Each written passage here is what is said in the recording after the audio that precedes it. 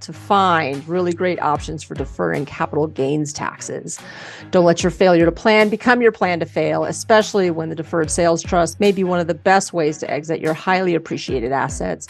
You can continue to defer the capital gains taxes so you can continue to grow your wealth. I'm your host today, Jessica Lanning. I'm filling in for Brett Swarts.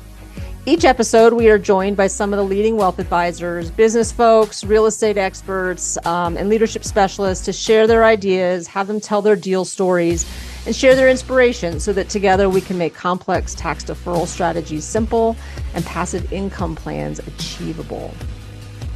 Our next guest is transforming the way apartments are built and managed by incorporating technologies and efficiencies that have revolutionized other industries and lead to high quality, cost-effective projects. This has not always been easy. Just a few years into joining the family business, his dad passed away, leaving him without any knowledge of how to run a business. And through the School of Hard Knocks, which is one of the best educational institutions on the planet, he has found his way to success, improving the way we all live and the returns of his investors. Please welcome Mike Kaeding to the podcast. Welcome, Mike. Good to have you here. Yeah, thank you for having me. You're welcome. So please tell us a little bit more about your story and your current focus. Yeah, so we are trying to change the way that housing is constructed and built with the goal of ultimately driving down the cost of housing. We believe we can reach a 50% reduction in cost. So imagine someday if your rent was half. Imagine if your mortgage was half. And it's been quite a journey in getting there. As you mentioned earlier in that story, my dad originally started the business. And within a few years after joining, my dad unexpectedly passed away. And overnight, I had what felt like the weight of the world on my shoulders. And I didn't know a lot. I was barely inexperienced. But what was interesting is that was sort of the key. Not having all of the traditional way we've done things enabled us to ask questions, to find out if there was a different way to do things. And in the construction world, it's very much a world of tradition. And so we started to change that tradition in ways that could help improve the quality and drive down the cost of housing. And over time, we believe we can work to solve America's housing shortage and affordability crisis. I love it. So I want our listeners to get to know you a little bit better. Yeah. Here at Capital Gains Tax Solutions, we believe that everybody lands on the planet with a special gift, a superpower, a unique ability, however you might want to look at that, because we all come onto the planet we like to believe, to help humanity and make the world a better place. So talk to us about what your special gift is. What's your superpower? I think for me, it's been the capability of solving a variety of problems. Problem comes forth, big issue that we have in front of us, and just having the capability to understand the scope issues related to that problem and then work to solution. That's enabled us to tackle a variety of issues, everything from plumbing to technology to finance, across the gamut, to bring all this together into a system that works effectively moving forward. So the topic for today's show is solving America's housing affordability crisis. And I know that's something that you've been working on in this company to make housing more affordable. And I also know you're bringing on investors to help be part of that process. So talk to us. Where's the company's focus right now? Where's your attention these days? How are you getting more investors? Talk to us about all that. Yeah. So I guess I'll talk about our focus first, and then we'll talk about investors second. Right now, we're really heavily focused into improving the production system. What's interesting in the world of construction, we have a variety of stakeholders. Typically, you have an owner that owns the building. You have a general contractor that coordinates all the construction. You have a developer that finds a new site and puts that all together. You have subcontractors that do all the work, like the electricians, the plumbers, HVAC. Then you have a supplier that supplies materials for the site, and you have manufacturers produce those materials. One of the first things we did was take all of that in under one roof. So we own the buildings with the general contractor all the way down to we're manufacturing things like wall panels, precast concrete, so giant beams, columns, and planks that you see barreling down the highway, and they establish it all into a building. Even the supply chain, we have a team out in China and Mexico that source materials directly. But what's amazing is you bring all that under one roof, it enables us to start using techniques that other industries use. If you look at manufacturing, over the last 60 years, manufacturing has improved labor productivity by 760%. Agriculture has improved by 1,500%. Do you have any guess what construction has done? I cheated because I've seen your video, but it's something phenomenally low, like 10%. Yeah, it's essentially nothing. It's 10%. Good work. It's terrible. And so if we just partner with people in these other industries to apply the techniques and technologies that they've used into our own space, we see radical improvement. And so one group we're working with right now is Toyota, and they're helping us improve those systems.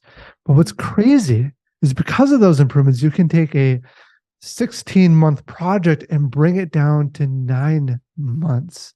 And one of the key ways that you can do that is by breaking the building into smaller chunks. So we look at a batch or a unit getting done. And right now, we are completing another apartment unit every 5 hours. At Toyota, they produce a car every 57 seconds, I think it is. So we still got a ways to go to get to that level. But in construction, I don't know anyone who's thinking about construction work this way. And it's incredible when you bring that kind of technology and those techniques in play, can make massive improvements. Now, on the investor side, the thing we found, found interesting is this past year or two, inflation has risen. And with rising inflation comes higher interest rates, which come where banks become more hesitant about loaning proceeds out. So our latest project is in Minnesota here. It's a $100 million building. Typically, a bank would fund $75 million of that. Our construction costs are around $68 million. So because our costs are already pretty low, banks are willing to fund more than the total cost of the project, which is amazing. But now banks are down at 55%. And so we're going and reaching out and finding investors to help bridge some of that gap in the future. And the way we're doing it is we're building on a platform. One thing we thought would be really interesting is, can we remove the bank and in some sense become the bank for end users? And so we're creating a platform right now. We're getting our approvals through the SEC, where it's not actually a bank, but it feels like a bank. You have an account, you can put money in, you can take money out. You get a rate of return that's higher than any bank account that you can get. And what's cool is we're giving the investors the cost that we would have paid to the bank. So the investor is getting not only their rate of return, but also all of the bank's profit. So we're cutting out the middleman and we're giving the investors that cash. And so in this particular example, that means you need to raise the 100 million, or would you even have to raise more than that? No, we don't need to raise 100 million. We need to raise enough for construction financing. So in this example, it's about 12 million. And that's what makes it a pretty interesting scenario, because it's fairly low risk because the costs are so low. If the value of the building drops by 20%, which is a pretty high margin in real estate, it's still valued at 80 million, which is more than all the capital we raised for that project. Got it. And investors that are looking to invest in projects like yours, what do they look like? What are their demographics? Who's your target investor? And this is what's really interesting. Most of the time, people are going to high net worth individuals, right? The ones that are accredited investors that have $200,000 a year in income, $1 million in assets, excluding their home. And it makes it so that real estate is sort of off limits to the vast majority of Americans.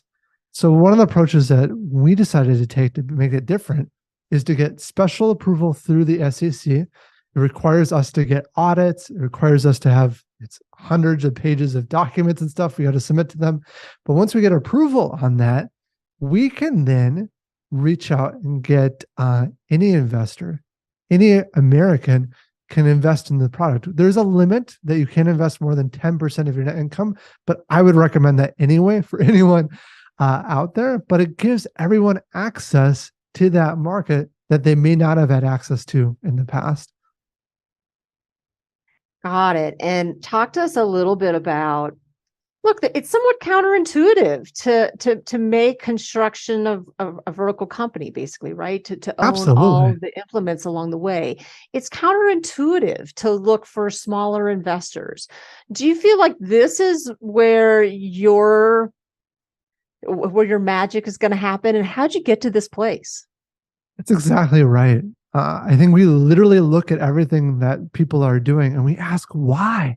Why? Is there a better way?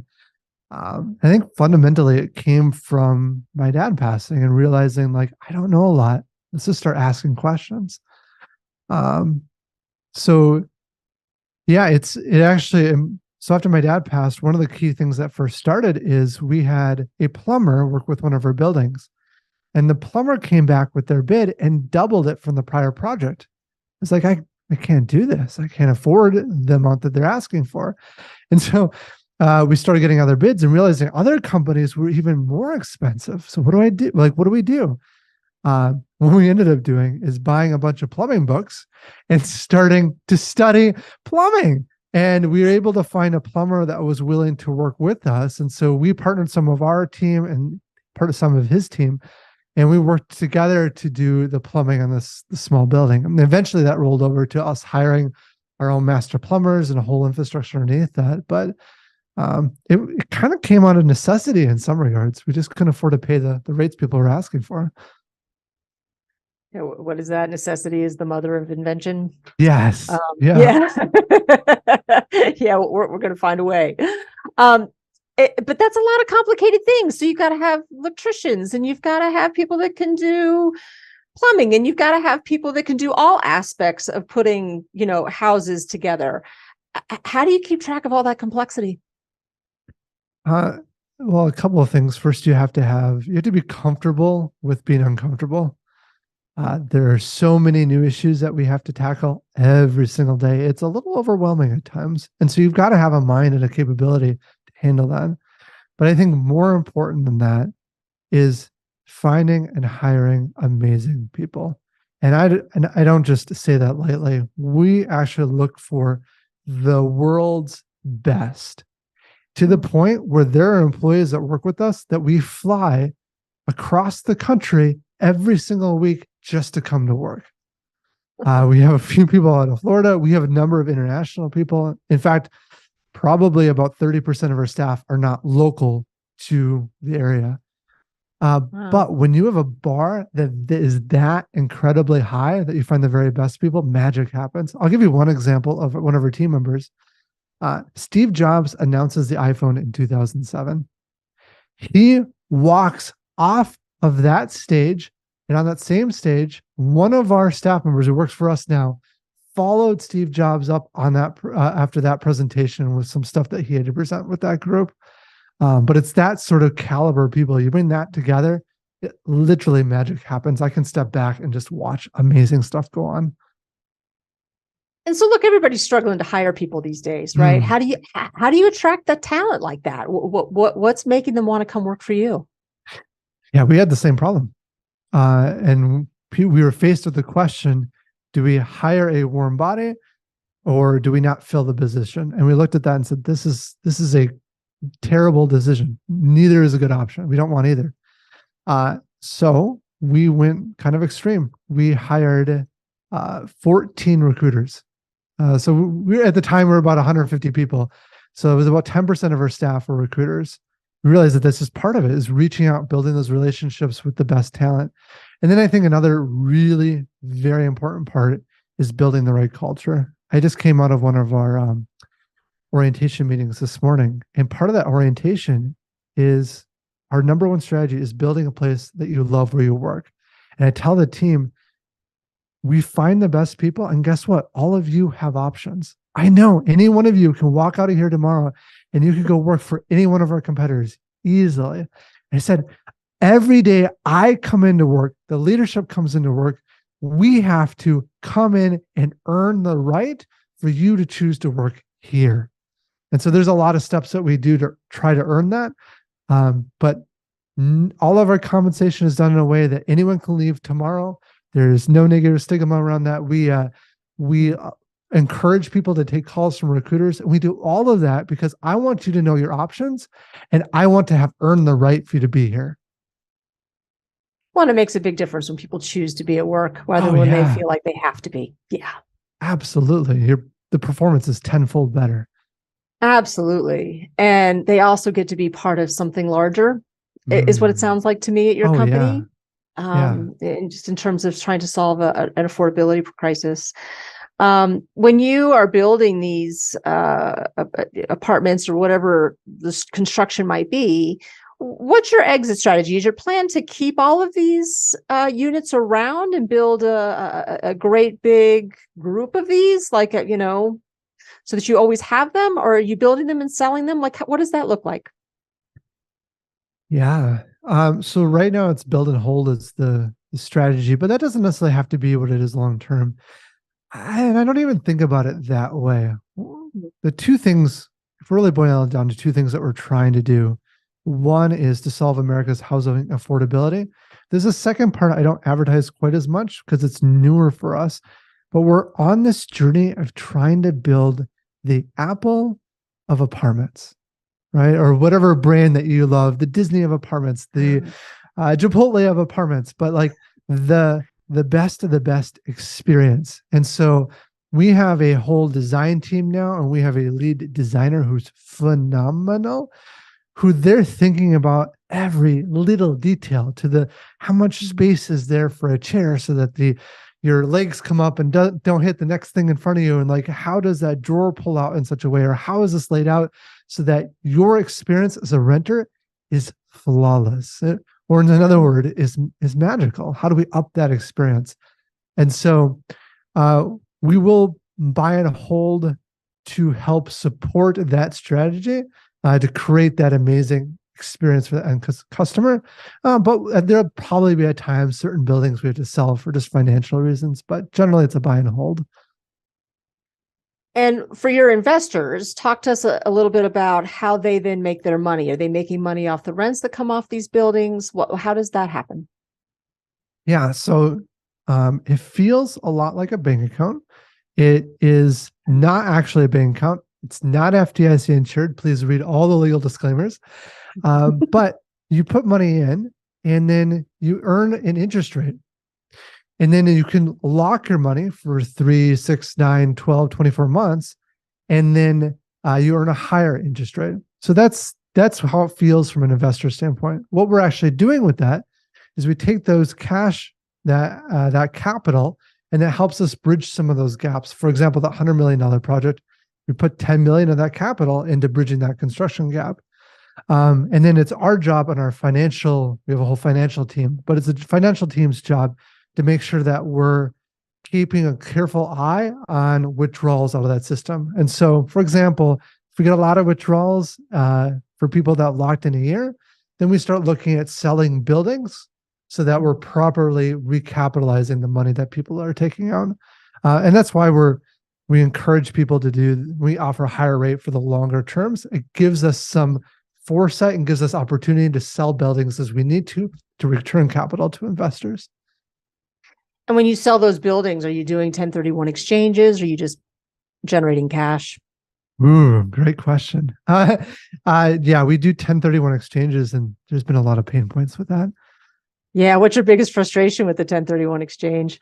The amount of paperwork, the amount of time, and the expense related to all of it. One of the challenges we have is that we do a 1031 exchange into new buildings. And because of that, we have to set up whole new entities to make all of that work. And then there's a lot of strict timelines, and we have to deploy so much capital in such a limited timeline. It's a pain. Yeah, it's a pain. Here at Capital Gains Tax Solutions, we're working with clients all the time that have highly appreciated assets, and they'd love to exit. They'd love to get out of, especially with real estate, get out of tenants and trash and toilets and the management of all of that, and to be able to take all those gains and be able to roll them over into another, either a 1031 exchange property, right, or some other alternative, so that they don't have to pay the capital gains taxes on that, at least not right now, and they can continue to grow their wealth. And those deadlines are a killer, and gathering all that information in a short period of time, really tough. And people are having to buy properties or other assets that they probably wouldn't otherwise buy just because of the time frame. Super painful, it feels like, for everybody, which is why we love the Deferred Sales Trust. It's what we do here at Capital Gains Tax Solutions. As you as a listener want to learn more about that, please come to landingfinancial.com. I'm Jessica Lanning. That's my website. I'm a financial planner. Or you can go to capitalgainstaxsolutions.com. Mention that you heard this podcast, and we'd love to have a conversation with you if you have a highly appreciated asset that you would like to sell. All right. Are you ready for the lightning round? Yes, I am. Okay. Your favorite book that you've read or gifted in the past year?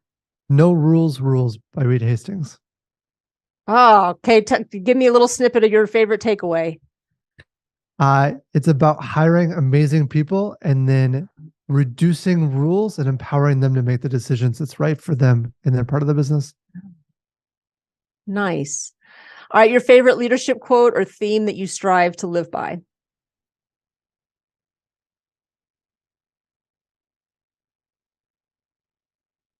Management serves the employees, and if we do that right, they'll serve the customers. The management that focuses only on the customers and excludes the employees gets neither right. Nice. Okay, imagine you could go back in time. What would you tell your 25-year-old self?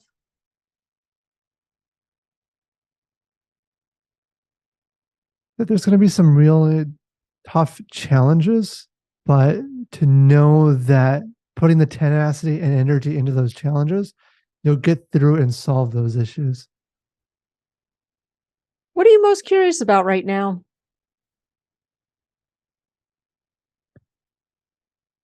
Boy, that's a really great question. I'm really curious to see how inflation and the whole COVID whiplash has been kind of meandering through the economy. It's a popular curiosity, let me tell you.